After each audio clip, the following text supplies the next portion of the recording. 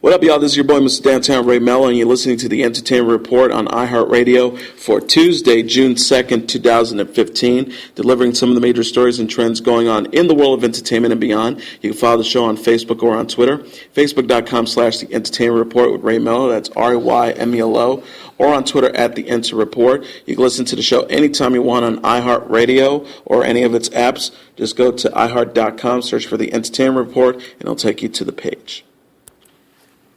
In an exclusive cover shoot for the July issue of Vanity Fair previewed on Monday, former Olympian Bruce Jenner introduced herself as Caitlyn Jenner. Jenner also sat down for an extensive interview with Friday Night Lights author Buzz Bissinger about the life-changing choice to transition to womanhood. She told Bissinger in the interview, "If I was laying on my deathbed and I had kept the secret and never ever did anything about it, I would be lying there saying, you just blew your entire life." During a recent Keeping Up with the Kardashians About Bruce special taped earlier this year, Jenner told stepdaughter Khloe Kardashian the plan to fully transition would happen probably in the spring. Jenner's new life as a woman will be chronicled in an 8-part docu-series premiering in July on E! Jenner said in a behind-the-scenes video taken during the Vanity Fair shoot, Bruce always had to tell a lie. He was always living that lie. Every day, he always had a secret. From morning till night, Caitlyn doesn't have any secrets. As soon as the Vanity Fair cover comes out, I'm free. The new Jenner cover could net record-breaking newsstand sales for the Condé Nast title, whose best-selling cover in September 2005 featured Jennifer Aniston's first interview after separating from ex-husband Brad Pitt. Annie Leibovitz, who took the picture, is a veteran photographer. Most recently photographed the Star Wars The Force Awakens cast for Vanity Fair's June cover and has chronicled the world's biggest celebrities over her 40-plus years career, including Michael Jackson, George Clooney, Queen Elizabeth II, Johnny Depp, John Lennon, and Lady Gaga.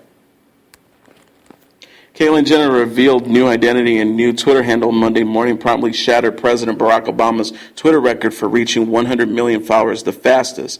Obama, who launched the President of the United States handle associated with the presidential office on May 18th, reached 1 million followers in under 5 hours. Jenner hit the magic number in just over 4 hours, a record confirmed by Guinness shortly thereafter.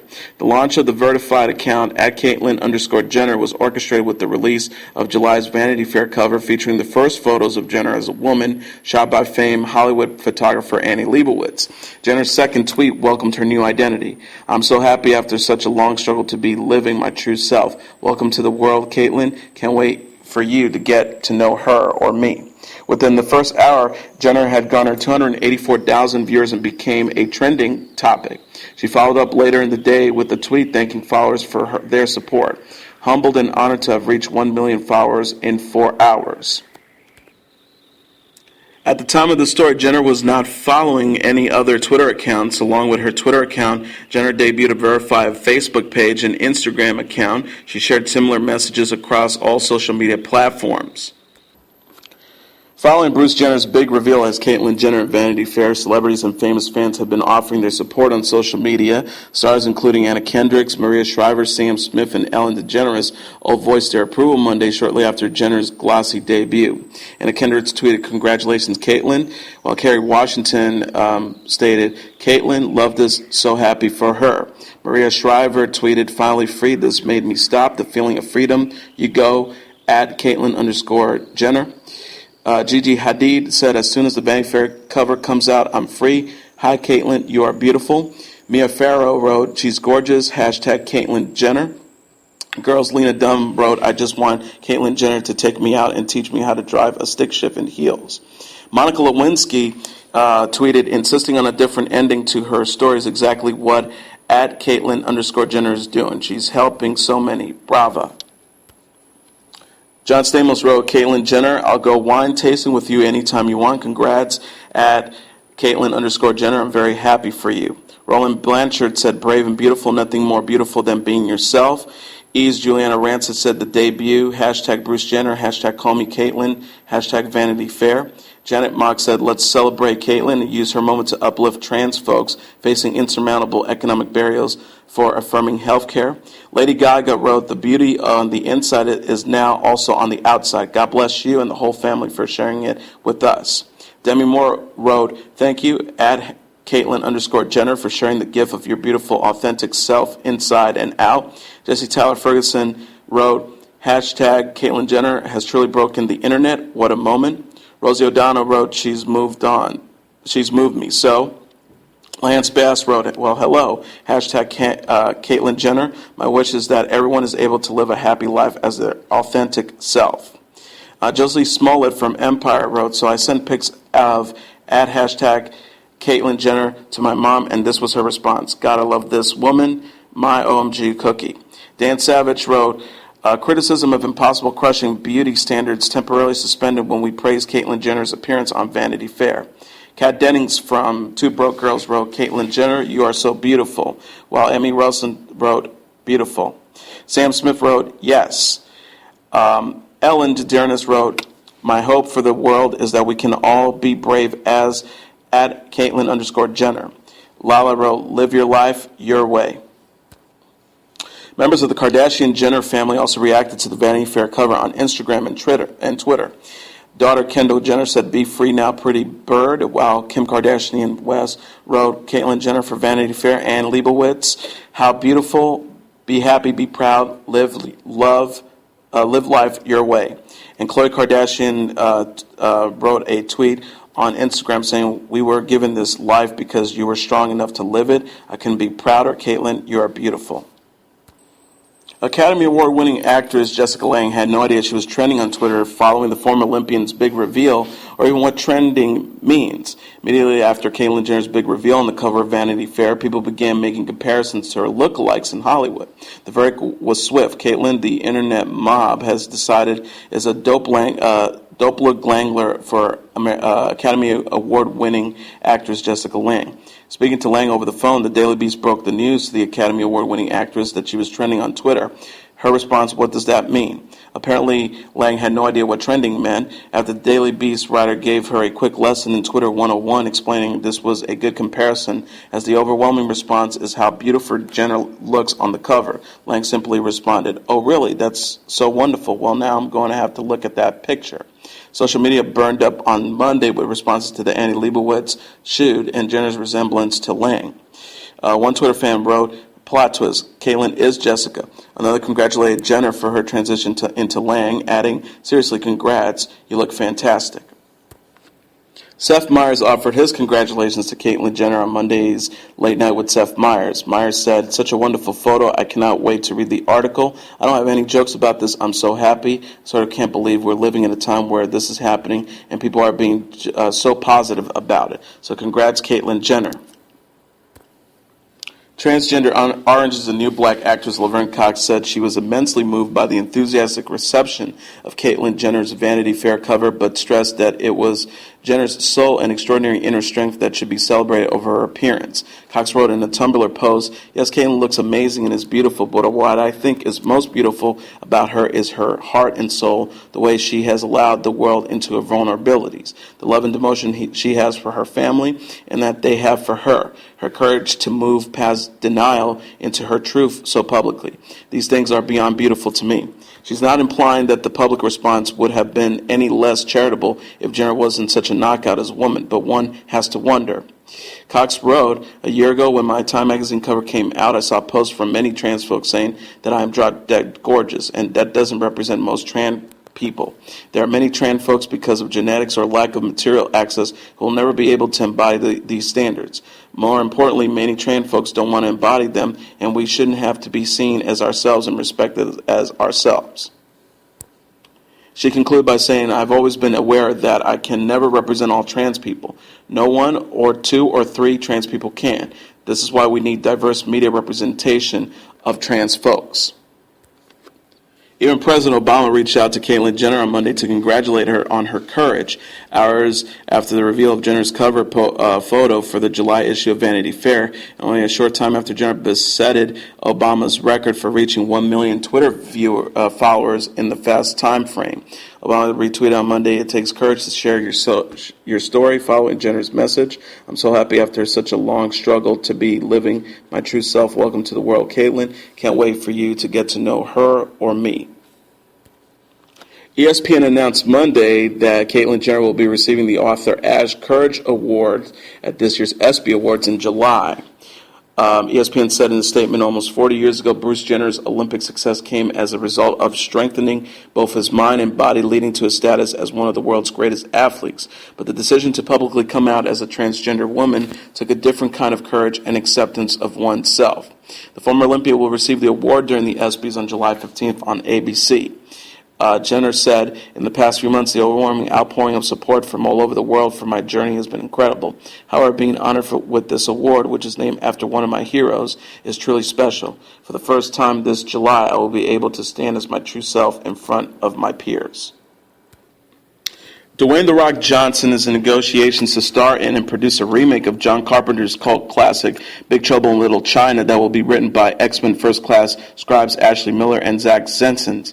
Multiple individuals familiar with the project have told The Wrap. A representative for 20th Century Fox did not immediately respond to a request for comment. Johnson's making a deal to play Jack Burton, an all-American trucker who gets dragged into a centuries-old mystical battle in San Francisco's Chinatown. Johnson is his producing partners at 7 Bucks Production, Danny Garcia and Hiram Garcia, pitched the remakes to right owner Fox, which released the original film. Big Trouble in Little China is one of Johnson's favorite movies, and Miller and Stentz have already closed a deal to write the script. The original 1986 movie starred Kurt Russell and Kim Cattrall, only grossed $11 million at the domestic box office, but it's revered as a cult classic and a cable TV staple that fans can't resist watching whenever it airs. Johnson's coming off an earth-shaking $54 million domestic opening weekend for his latest movie, San Andreas, which is also set in San Francisco. The film topped up the domestic and international box office and cemented Johnson's place as America's premier action star. Johnson will soon be seen on HBO's new original series, Ballers, which debuts later this month, and is also set to star in Warner Brothers' comic book movie Shazam. Johnson is also lending his voice to Disney's animated movie Manoa. Academy Award winner Sofia Coppola has dropped out of Universal and working titles The Little Mermaid, an individual close to the project told The Wrap on Monday. A dark adaptation from the original Hans Christian Andersen fairy tale, not the ubiquitous Disney version, featured flamed-haired Princess Ariel, was expected from the last in translation Himmler. Producers are still actively developing the project after Coppola departed over creative differences, the individual said. Reps for Coppola have not yet responded for comment. Coppola was working off a script by Caroline Thompson, who wrote Edward Scissorhands, with past drafts by Kelly Marcel, who wrote Saving Mr. Banks, and Abby Morgan, who wrote Shame. Plot details of the new film are being kept under wraps, though the film is expected to feature a mermaid who falls in love with a land dweller. The panelists of ABC's The View discussed the 19 and kids counting molestation scandal Monday, with co-host Nicole Wallace saying, "We hold up and celebrate these people who don't protect their kids." Wallace also cautioned the Duggars families about their upcoming interview with Fox News anchor Megyn Kelly. Wallace said they're fools if they think that she's going to go light on them. When guest co-host Raven Simone suggested that there was a sexual suppression in the Duggar household, Wallace chimed in, "Not by the parents, they have a kid every year." Simone replied, "And you have that in front of your kids telling them you're not allowed to do certain things." Guest co-host Joy Behar joked, "Michelle Duggar's uterus must have a graffiti on it." Co-host Rosie Perez said, "So this is a very serious issue, and I think that both he and his siblings are both victims." She also added, "Because when a child molests another child, studies have shown that they do it because most of the time, not all of the time, it's learned behavior, and they act it out." Co-host Whoopi Goldberg clarified, "Let's say right now we're not accusing the parents. Rosie is simply saying that it is a learned behavior. 9 times out of 10, it is learned behavior, so hold on to those emails and all that." Life is a party for both the characters and the cast of the upcoming Entourage movie. The stars of the HBO spin-off hit the red carpet at the Westwood Regency Village Theater in Los Angeles on Monday night for the premiere of the comedy, and appeared to have just as much fun in real life as they do on the set. Adrian Grenier, Kevin Dillon, Jeremy Piven, Jerry Ferrara, and Rex Lee all hammered up for the cameras at the star-filled premiere for the film that lands in theaters on Wednesday, June 3rd. Mark Wahlberg, whose experience as an up-and-coming film star inspired the original series, was on hand to celebrate the big-screen version, as was creator Doug Ellen. Actress Constance Zimmer and Piri Reeves, UFC champion Ronda Rousey, and comedian Andrew Dice Clay were also in attendance. The highly anticipated buddy comedy features a slew of guest stars, including Jessica Alba, Liam Neeson, Calvin Harris, Pharrell Williams, George Takei, Armand Hammer, and New England Patriots players Tom Brady, Rom Grobanowski, and Julian Edmond. The film reunites the crew as Ari Gold, an agent now running his own studio, gives $100 million to Vince, played by Grenier, and E. Conley to make a movie with Turtle, Ferrar, and Drama, Dylan tagging along as always. Mariah Carey released the video for her latest song, Infinity, on Twitter at midnight Monday, following fanfare from its star, Empire actor Jussie Smollett. Smollett, who plays Jamal Lyon on the Fox hit series Empire, tweeted on Monday night, "Watch Queen at Mariah Carey looking like a cream siskel and sounding like butter. Oh, and I'm in it too." Before the full video was released, Carey posted a behind-the-scenes teaser on Instagram telling fans, "Welcome to my video, Infinity, and guess who's in it," before closing up with Smollett and one of her many dogs. Wearing glasses and a bow tie, the actor played an adorable geek wooing the diva with a little white puppy. Meanwhile, model Tyson Beckford, also wearing a bow tie and very little else, heats things up with his six-pack abs and a bouquet of roses. After being charmed by a string of suitors who she met on a date app Match, it revealed that a cute little canine and a hot convertible are the keys to Carey's heart. The video was directed by Rush Hour director Brett Ratner, who is friends with Mariah. The latest song from the pop diva is considered to be her breakup anthem following her volatile separation from husband Nick Cannon. While no names are mentioned, it's a pretty good guess that the man who is broke and alone is the rapper and America's Got Talent host. The songs featured on the singer's greatest hits album, Mariah Carey #1 to Infinity, which sold 15,000 copies when it was released late last month. Cannon and Carey tied the knot in 2008. He filed divorce papers in December 2014 after 6 years of marriage. Paula Abdul and Jason Derulo made their joint debut as judges on Fox's So You Think You Can Dance on Monday and quickly got into their groove as they joined executive producer Nigel Lithgow and British host Kat Deely. The 12th season of the reality competition saw a few more changes, including the contestants being divided into two categories, stage and street, pitting classical trained stage dancers against freestyle street artists under the mentorship of former contestants Travis Wall and Stephen Twitch Boss. Abdul appeared more focused and serious than during her American Idol judging days as she critiqued the performances, while Derulo admitted he was a pretty laid-back guy, but still expressed rare bursts of excitement along with showing off some dance moves of his own on stage.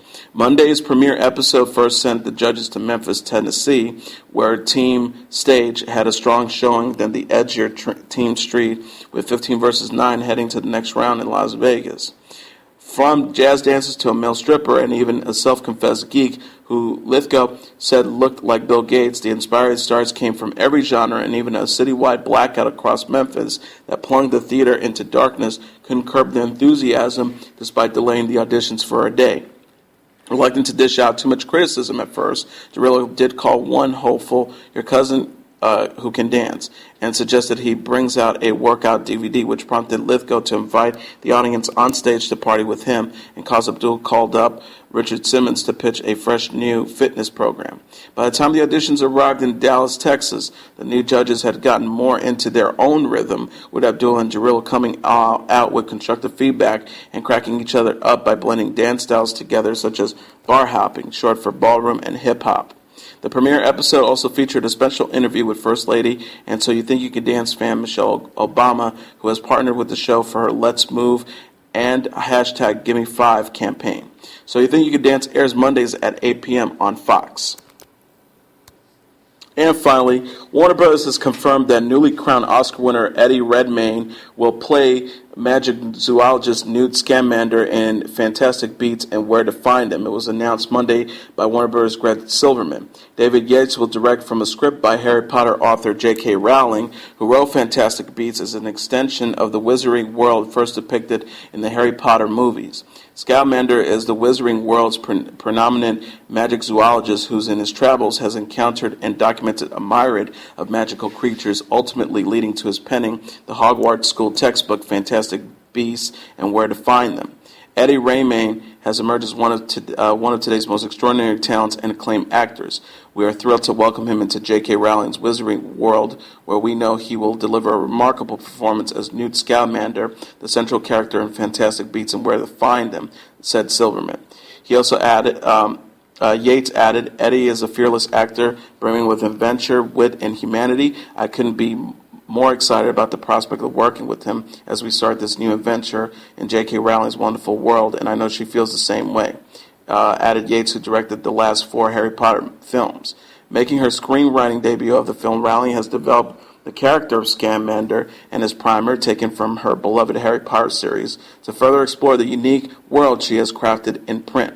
The film is being produced by Harry Potter producer David Hyman as well as J.K. Rowling, Steve Kloves, who scripted all but one of the Harry Potter films, and Lionel Rickgram, who serves as an executive producer of the last 4 installments of the franchise.